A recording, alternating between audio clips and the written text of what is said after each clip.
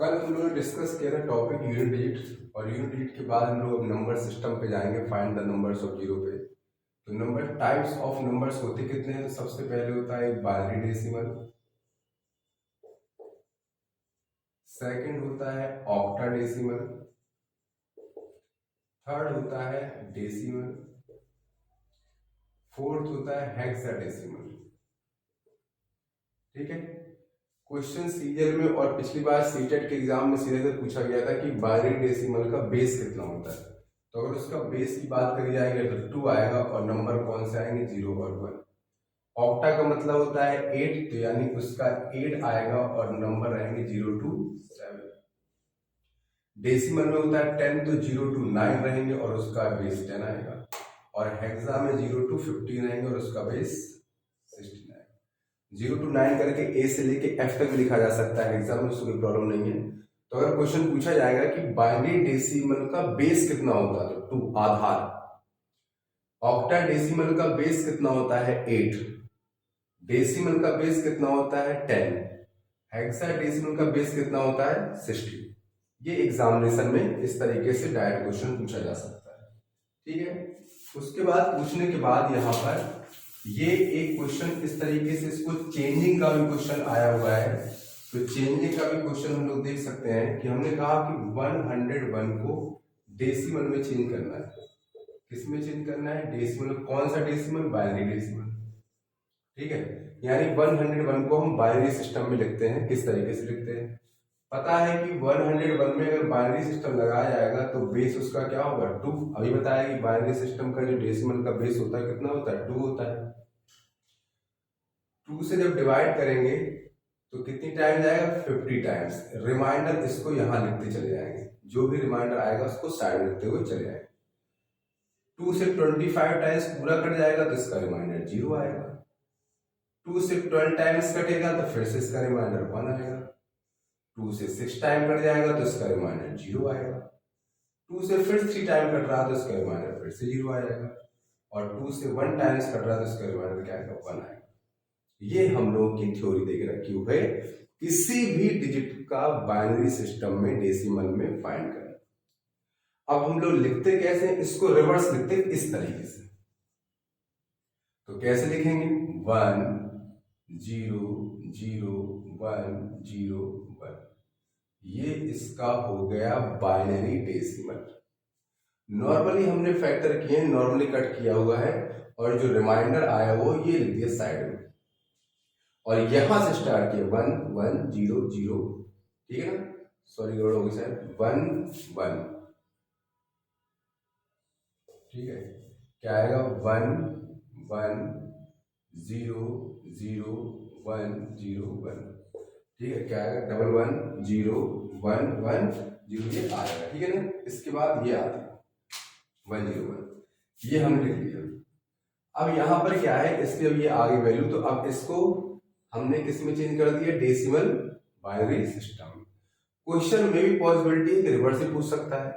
अगर वो कहेगा इसको इस तरीके से लिख के दिखाओ, यानी इसको नंबर्स में लिख के दिखाए, तो कैसे लिखते हैं? क्योंकि बेस बाइनरी डेसिमल का 2 होता है तो हम लोग 2 की पावर 0 सॉल्व करना शुरू करते हैं। स्टार्टिंग मतलब नंबर काउंट करना है। 2 की पावर 0, 2 की पावर 1, 2 की पावर 2, 2 की पावर 3, 2 की पावर 4, 2 की पावर 5, 2 की पावर 6। पता है बड़े आसानी से कि किसी भी पावर की वैल्यू 0 है तो उसकी वैल्यू क्या होती है? 1। 2 की पावर 1 2 होता है, लेकिन 0 दे रखा है तो सॉल्व तो होगा नहीं। 2 की पावर 2 तो कितना हो गया? 4।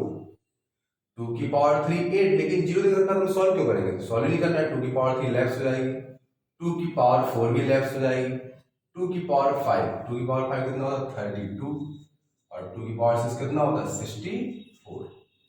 जब हम लोग 64, 32 और 5 जब ऐड करेंगे तो कितना आ रहा है? 101। ठीक है। तो ये क्या हो गया? ये नंबर सिस्टम है। नंबर से बाइनरी डेसिमल में चेंज करना ये आएगा, बाइनरी डेसिमल से रिवर्स चेंज करना।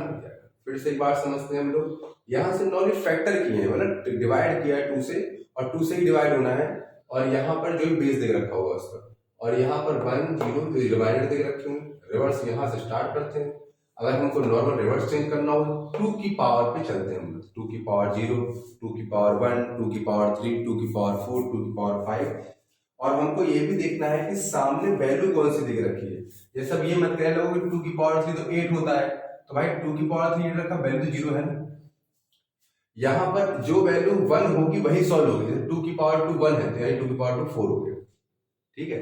वैल्यू जो दिख रखी है वही वैल्यू सॉल्व होगी। अगर 0 दिख रखा है तो वो वैल्यू सॉल्व नहीं होने वाली है, ठीक है। वो वैल्यू क्या है, सॉल्व नहीं होने वाली है। तो आज हम लोगों ने डिस्कस किया बाइनरी सिस्टम का, यानी बाइनरी डेसिमल का 1 मार्क्स का क्वेश्चन आता है, ठीक है। तो अगर वो यहां से इसको पूछे तो भी बड़े आसानी से लिख सकते हो, यहां से इसको पूछे तो भी बड़े आसानी से लिख सकते हो, ठीक है। दिसंबर में एग्जाम है, किसी भी जो भी कंपटीशन के एग्जाम है, चाहे वो सीटेट का हो, चाहे सीजल का हो, चाहे किसी का भी हो, दिसंबर में इसके एग्जाम है। लगभग 20 और अर्थमेटिक को मिला के कुछ 40-50 टॉपिक्स हैं। सिर्फ कॉन्सेप्ट बताए जा रहे हैं, ठीक है, क्योंकि इतना ज्यादा अभी है नहीं है कि हम उसको क्वेश्चंस को प्रैक्टिस करवाई जाए। वो प्रैक्टिस कर लो, फिर भी जो भी डाउट हो सकता है वो पूछ सकते हो।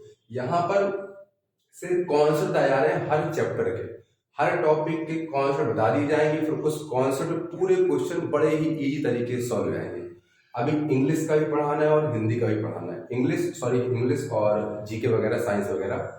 तो इंग्लिश जब ग्रामर स्टार्ट करेंगे तो उसको भी 15 से 20 डेज लगेगा, ग्रामर उसकी पूरी तरीके से फिनिश हो जाएगी, ठीक है। और रीजनिंग भी इसी तरीके से हम लोगों को करना है। तो ये हम लोग बाइनरी सिस्टम आज हम लोग पढ़ लिया। इसी तरीके से 5-5 मिनट्स और 10-10 मिनट्स की वीडियो अपलोड कर दिए जाएंगे और हर टॉपिक पे। अब हम लोग जो नेक्स्ट टॉपिक पढ़ेंगे वो नंबर सिस्टम से आगे फैक्टराइजेशन और या तो find the numbers of zero. तो कल हम लोग पढ़ेंगे नंबर्स ऑफ जीरो का डिटेलिंग निकालना कि किस तरीके से कितने डिजिट पे कितने नंबर पर हम लोग सॉल्व कर सकते हैं और उसके कितने नंबर्स ऑफ जीरो आ सकते हैं। बाकी हम लोग नेक्स्ट वीडियो पढ़ते हैं।